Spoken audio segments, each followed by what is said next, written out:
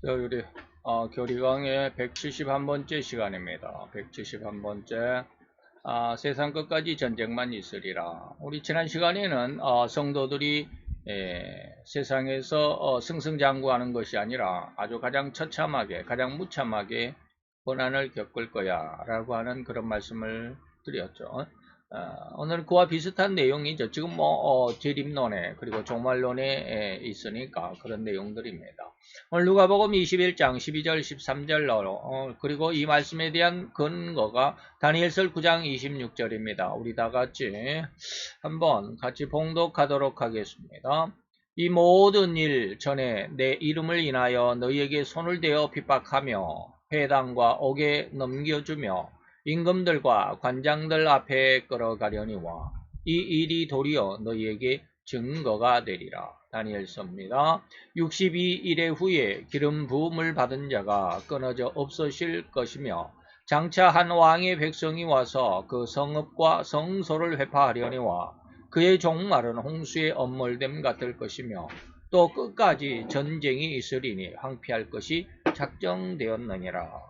라고 합니다. 자, 끝까지 전쟁이 있으리라 라고 하는 다니엘서 9장 26절의 말씀이 오늘 핵심입니다. 끝까지 세상 끝날까지 전쟁이 있을 거야 라고 하는 것이죠.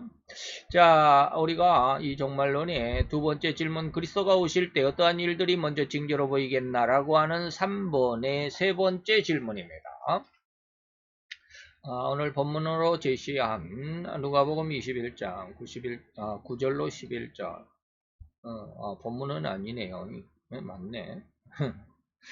자, 봅시다. 난리와 소란의 소문을 들을 때에 두려워하지 말라. 두려워하지 말라. 이 일이 먼저 있어야 하되 끝은 곧 되지 아니하리라. 1003년 반이죠. 쉽게 말하면 재난의 시작이 됩니다. 이제 시작이야. 본격적으로 시작하지 않았어. 라고 하는 그런 뜻입니다. 또 이르시되 민족이 민족을 한 나라 안에 전라도 경상도 이렇게 서로 나뉘고 또 한 민족 안에 또 종교가 달라가지고 시아파니 또 수니파니 어제 뉴스에 세계 뉴스를 이렇게 잠깐 보는데 오페크 산유국이라고 그러죠. 기름을 채굴해서 파는 나라들의 연합체가 오페크인데, 중동 지역에 그것도 뭡니까 이슬람 국가들 중에 많은 수가 거의 대부분의 수가 산유국에 포함이 되어 있죠. 그 중에 이라크라고 하는 나라가 있습니다. 아마 제가 생각하기로는 이슬람 국가 중에서 한 세 번째로 큰 권력이 있는 나라라고 생각을 합니다. 사우디아라비아, 그 다음에 이란, 그리고 이라크, 그리고 이집트, 이렇게 제 생각은 그렇습니다. 그럼 이라크가 세 번째 아주 큰 산유국으로서의 힘을 가지고 있는데, 어제 뉴스에 보니까 요즘에 기름값이 엄청 폭등했죠. 러시아하고 우크라이나 전쟁으로 인해서 기름값이 어마어마하게 올랐습니다. 거의 배 가까이 올랐습니다. 이거 엄청나더라고요. 예전에는 경유가 1,100원, 1,200원, 비싸봐야 1,400원 그랬는데 지금은 1,900원 가까이 됩니다. 2,000원 넘어갈 때가 있었는데 조금 내렸죠. 그래서 어제도 기름을 넣었는데 1884원인가 그래서 1900원 좀 되더라고요. 엄청나게 많이 비싼데 이렇게 비싸니까 산유국은 지금 예전에 비해서 거의 3배 이상 수익을 올리고 있다라고 이렇게 어저께 뉴스에 있더라고요. 그런데 중요한 것은 제가 산유국들이 돈을 버는 것에 대해서 이야기한 게 아니고 세 번째 국가인 이라크는 그렇게 산유국에서조차도 20%가 이라크에서 나온다고 그래요. 석유가 엄청나게 많이 나오죠, 이라크에. 그럼 엄청나게 많이 나오면 그 돈으로 좀 쉽게 말하면 잘 살아야 되잖아요. 나라에 돈이 많으니까. 근데 어제 뉴스에는 하루 24시간 중에 전기가 6시간밖에 안 들어온답니다. 4분의 1밖에 안 들어와요. 전기가 그렇게 안 들어온다는 거예요. 정전이에요. 나머지 4분의 3은 정전이에요. 왜 그럴까요? 발전기를 못 돌리니까 발전기를 못 돌려요. 발전소가 있어도 발전을 못 해요. 왜 그럴까요? 이 민족이 민족이에요. 이라크 안에 수니파와 시아파 두 단체로 갈려져 있습니다. 그래가지고 두 민족이 예전에 사담 후세인을 제거했잖아요. 부시 대통령이 사담 후세인을 제거하고 나라를 세워주려고 했는데 엄청나게 수니파 그 다음에 시아파가 너무 분쟁이 우리가 권력을 잡겠다, 우리가 권력을 잡아야 된다 하고 난리고 지금까지 그래가 너무나도 그 분쟁이 심하니까 미국이 나와버렸어요. 니네들 멋대로 해. 그러고 나와버렸는데 지금까지 뭡니까 권력이 안정되지를 못하고 지금 난리더라고요. 그래서 돈은 엄청 기름을 팔아가지고 돈은 엄청나게 많은데 그 돈으로 발전기를 발전소를 돌려야 되는데 또 돌릴 쉽게 말하면 책임자가 없는 거예요. 누가 책임을 못 지는 거예요. 돈은 있어도 책임을 못 져. 그러니까 국민들이 난리법석이야. 뭐 하루 24시간에서 4분의 6시간밖에 전기가 안 들어오니 어떻게 장사를 합니까? 생선을 냉장고에다 넣어놓으니까 다 썩어버리고 우유를 갖다가 치즈를 만들어 놓으니까 몇 시간도 안 돼서 다 썩어서 내버려야 되고 난리법석이더라고요. 이게 뭐예요? 민족이 민족을 이 말이에요. 민족이 민족을 한 나라 안에서 이 말이죠. 나라가 나라를 이 말은 뭐예요? 오늘날 뭐 러시아가 우크라이나를 침공했다. 그래갖고 난리법석이다. 뭐 이거죠. 나라 간의 전쟁을 의미합니다. 저처의 큰 지진 지금 난리법석이죠. 한쪽에서는 지금 떼약볕에 타서 죽고 또 한쪽에서는 지금 홍수가 나갖고 난리법석이고 우리나라도 그러죠. 우리나라도 지난주까지 비 엄청 와가지고 그냥 뭐 난리법석이었습니다. 사우디에선가요? 어디에선가 그 사막에 갑자기 홍수가 나가지고 비가 얼마나 왔는지 사막에서 홍수가 나가지고 참 세상이 그렇습니다. 저처의 큰 지진과 기근과 온역은 뭐예요? 병이죠. 질병. 지금 우리 전 세계적으로 지금 팬데믹이죠. 유행병. 팬데믹이란 말을 제가 뭔 말인가 하고 영어를 모르니까 찾아봤더니 유행병이더라고요. 전 세계적으로 코로나19가 유행돼가지고 지금도 아직 사그라들지도 않고 3년이 지금 거의 다 돼가죠. 그 온역이 있겠고 또 무서운 일과 하늘로서 큰 징조들이 있을 거야. 자, 이 말씀에 대해서 우리가 한번 생각해 봅니다. 이 말씀은 마태복음 24장 4절로 14절, 다시 말하면 4절로 14절은 전 3년반에 대한 언급입니다. 그리고 15절에서 28절까지는 후 3년반, 그 다음에 29절에서 31절까지는 환란 후 이렇게 세 부분으로 나누는데 4절로 14절 안에 있는 내용입니다. 오늘은 이제 물론 누가복음의 말씀이지만 그것이 누가복음의 그 21장 9절로 11절이 마태복음 24장 4절로 14절과 같은 내용입니다. 조금 표현은 다르지만 전 3년반에 대한 언급이고 그 내용이 같습니다. 누가의 기록에는 조금 더 자세하게 기록이 되어 있지만 뭐 자세하다고 그래도 그냥 조금 더 자세한 마태복음에 없는 말이 한두 개 있습니다. 뭐 무서운 일과 뭐 이런 말은 마태복음에 없습니다. 그래서 네 가지의 징조가 있다라는 그런 내용인데 정치적인 혼란, 곧 나라 간의 전쟁, 민족 간의 분쟁, 또 인간적인 혼란은 뭐요? 사랑이 온통 식어져 가고 사람들 간에 피비린내 나는 혈투로 피범벅이 될 것이고 자연계의 혼란은 뭐요? 첫째의 기근과 지진과 홍수 또는 한재와 냉해 등으로 나타나고 마지막 네 번째는 종교계의 혼란으로 인해서 물론 마태는 이 종교계의 혼란을 첫 번으로 내세웠지만 여기에서는 말씀하지 않았죠. 누가복음에는 이 11절까지는 말씀하지 않았습니다.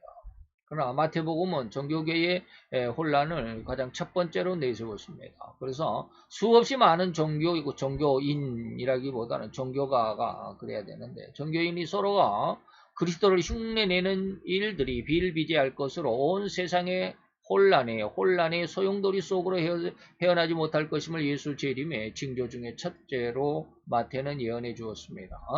그런데 이러한 내용이 진실로 혼란이고 그 세상 종말의 끝은 아니다라는 거예요. 이렇게 혼란한데도 이렇게 세상이 살기 어려운데도 종말의 끝이 아니다. 아직은 종말의 애고편이다 이 말입니다.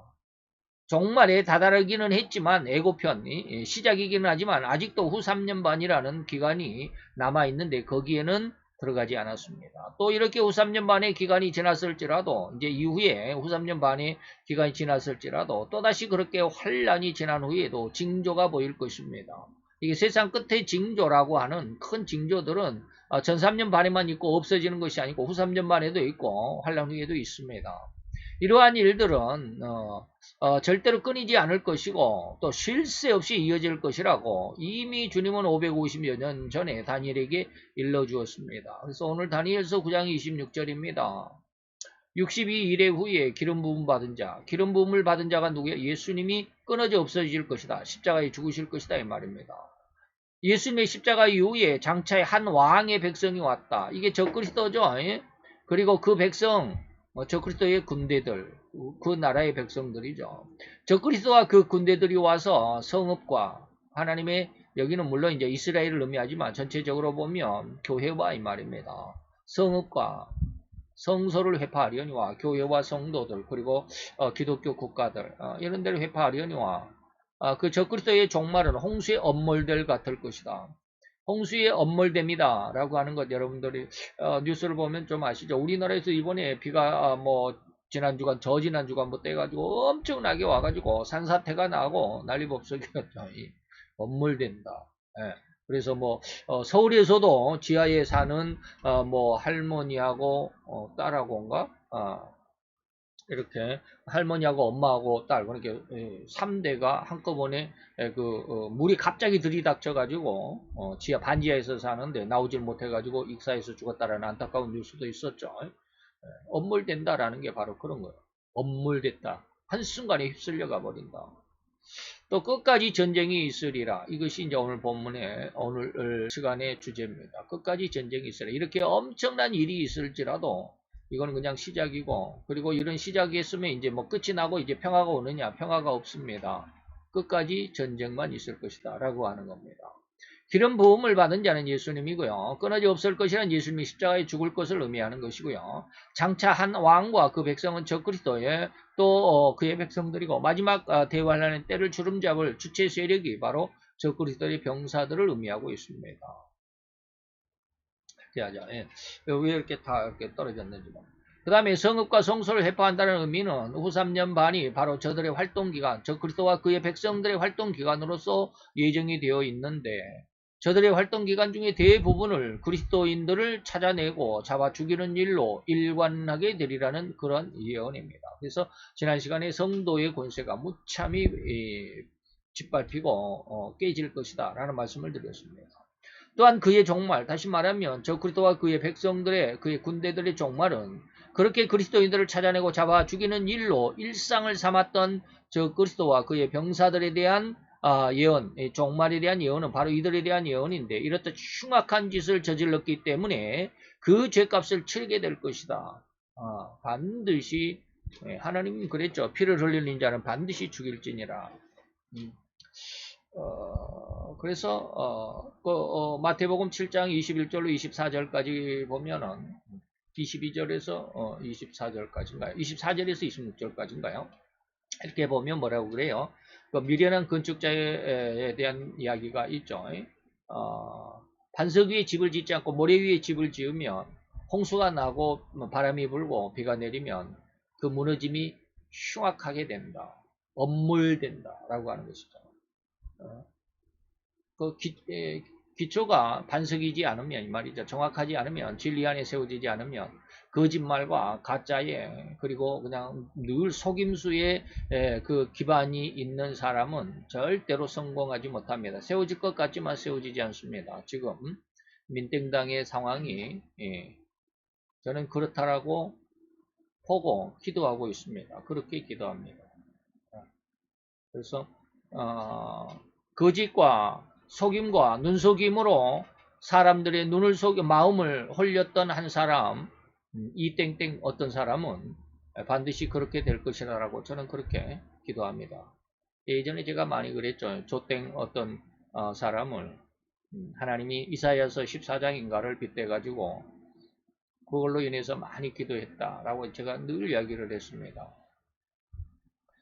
저희 기도뿐만 아니라 기독교인들이 전체 그렇게 기도했을 것입니다. 그래서 지금 아주 조금 안 좋은 상황 속에 있죠.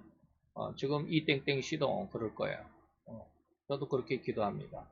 근데 이제 이사야 14장을 빗대서 기도하는 건 아니지만 이번에는 마태복음 7장 24절에서 6절까지 내용을 가지고 기도합니다. 저는 분명히 지금은 승승장구하는 것 같죠. 누구도 그를 따를 사람이 없을 것 같이 어마어마한 인기를 가지고 지금 대표가 되고 그러겠지만 모래 위에 집은 우리가 흔히 말하면 사상 누각이다 그러죠. 사상 위에 지은 아주 엄청난 정각이다라고 할지라도 사상 누각이다. 비가 내리고 홍수가 나고 바람이 불면 그 무너짐이 심하여 흉악하게 될 것이다. 자, 이러한 모양은 마치 홍수에 모든 것이 휩쓸려 떨어가는 것과 같이 온통 산과 강둑이 흘러 무너지듯 할 것이라는 것을 비유하여 예언하신 것입니다. 이렇듯 모든 일, 모든 상황이 맞춰지게 되는 그 순간까지 이 세상에는 결코 쉼이 있을 수 없다. 또한 인간이 그렇게 평화를 추구하고 노력해 볼 것이지만 오로지 전쟁만이 더욱 극성을 이루게 될 것임을 주님은 예언하신 것입니다. 자, 오늘날 제가 이제 이 원고를 쓴 게 지난달이었습니다. 7월, 오늘 지금 8월 21일인데 한 달 전쯤에 이러한 주님의 예언이 진정 이루어지고 있는 것일까? 곧 성경은 진실이며 오직 온 세상을 창조하신 창조주 하나님의 말씀이시니 절대로 호리만큼도 어그러짐이 없이 이루어져 왔고 이루어질 것이고 또 이루어지고 있습니다. 그래서 오늘 현재에도 러시아가 우크라이나를 침공한 지 벌써 4개월이 지났고 지금 5개월이 이제 넘어가고 있죠. 이제 한 달, 이때 원고를 쓸 때부터 지금 한 달이 지났으니까. 넘어가고 5개월에 들어가는 시기인데 여전히 끝날 기미가 없다고 거의 모든 전쟁 전문가들이 예상하고 있습니다. 비단 이렇듯 러시아와 우크라이나의 전쟁만이 아니라 엊그제 시리아의 모 시설을 폭격하고 되돌아가고 있던, 참 희한하죠. 자, 이거 한번 보시면 이스라엘의 F-16 전투기가 있었습니다. 시리아라고 하는 이스라엘의 그 위쪽에 있습니다. 이스라엘의 위쪽에 시리아가 있습니다. 바로 붙어 있습니다.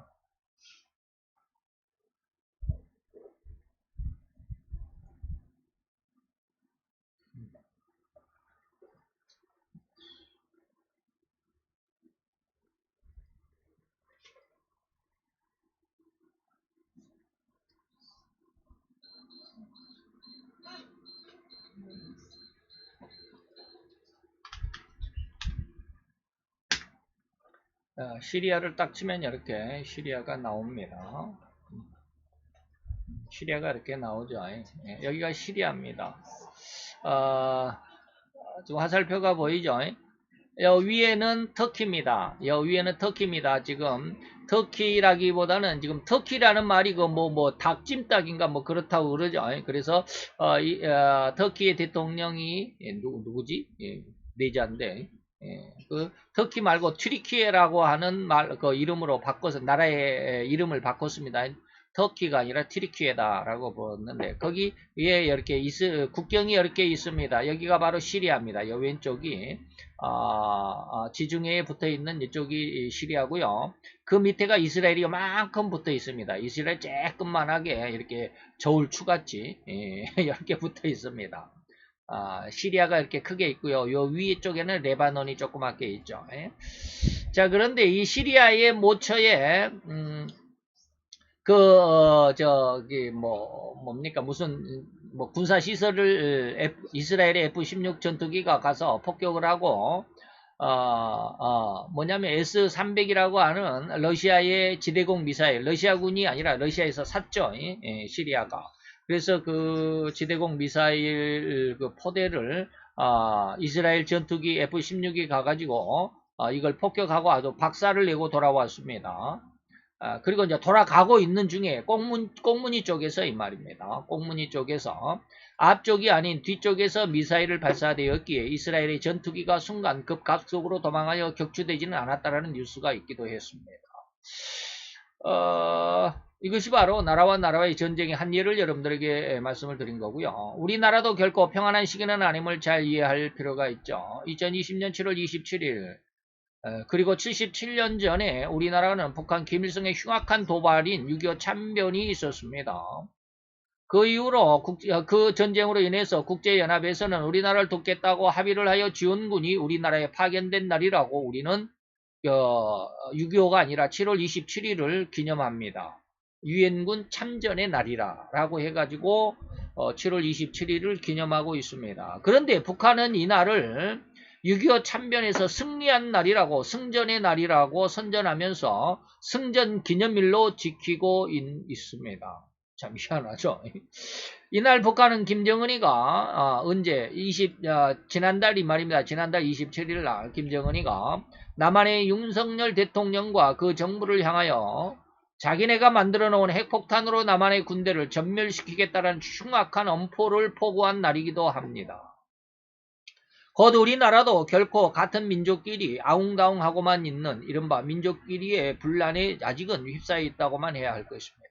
결코 평안하다고 할 수도 어느 편에 보면 이게 정신없는 사람들의 모습에서 보면 평안하죠. 우리나라는 아직 먹고 살만합니다. 그런데 큰 틀에서 보면 우리나라는 굉장히 위험한 나라입니다. 전쟁의 바로 불씨 앞에 있는 그런 나라입니다. 평안의 가면 속에 감춰진 아주 흉악하게 감춰진 위험한 상황임을 부인할 수가 없습니다. 이러한 상황이고 보면 절대로 이 지구상에 있는 모든 나라와 모든 인류가 절대로 평안을 원하지만 결코 평안을 얻을 수 없을 뿐이라는 이러한 사실을 우리는 부인할 수가 없죠. 또한 더욱이 누가의 기록에도 마태에는 없는 질병에 대한 예언이 추가되어 있습니다. 온 세상이 이 온역으로 자유로울 수가 없다. 마태에는 이런 온역이란 말이 없습니다.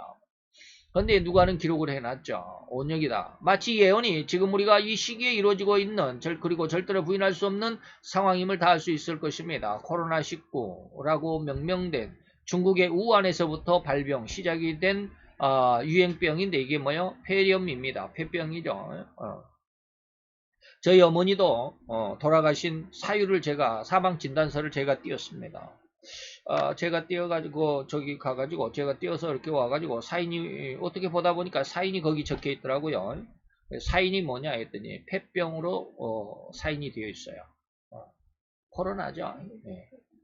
코로나에 걸렸다고 아주 이제 누워서 일어나지 못하시고 누워만 계시는데 그래서 침대에 누워 계시는데 한 3, 4개월 4개월 정도 4개월 정도 잘 지내셨어요.